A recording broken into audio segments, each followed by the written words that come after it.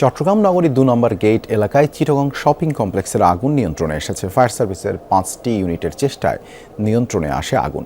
এ বিষয়ে আরও জানাতে যুক্ত হচ্ছেন সহকর্মী জোবায়েত ইবনে শাহাদাত। জোবায়েত, আগুন লাগার কারণ সম্পর্কে কি কিছু জানা গেল? এ ঘটনায় কোনো হতাহত আছে কিনা?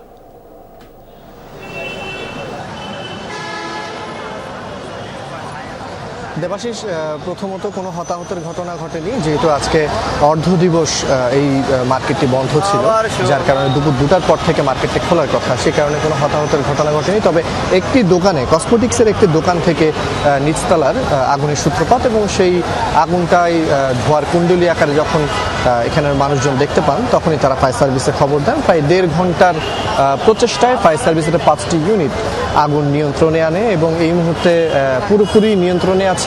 বাইরে শপিং কমপ্লেক্সের বাইরে দোকান মালিকরা তারা অপেক্ষা করছেন এবং তাদের কোনো ক্ষয়ক্ষতি হয়েছে কিনা বা তাদের দোকানের কি অবস্থা সেটা জানার জন্য একেবারে অধীর আগ্রহে বসে আছেন। তবে দোকান মালিক সমিতি থেকে বলা হয়েছে যে এই বিষয়গুলো নিয়ে তারা তাদেরকে অবশ্যই ভিতরে প্রবেশ করতে দেবেন, তবে সেই জন্য তাদেরকে একটু অপেক্ষা করতে বলছেন, যেহেতু এখনও কিছু পরিষ্কারের কাজ আছে ভিতরে, তো সেই জন্য তারা বলছেন যে একটু অপেক্ষা করার জন্য। তবে উৎসুক জনতা আমরা দেখতে পাচ্ছি, এখনও বেশ উৎসুক জনতা আছে এবং তারা এখনও ভিড় করে আছেন। ভিতরে কি অবস্থা আর কেন এই আগুনটা লাগলো সেটা জানতে চাচ্ছেন। তবে আগুন এখন নিয়ন্ত্রণে এবং একটি দোকানে এই আগুনটা লেগেছে, এমনটা আমরা জানতে পেরেছি। দেবাশিস, ধন্যবাদ আমাদের সাথে যুক্ত হবার জন্য।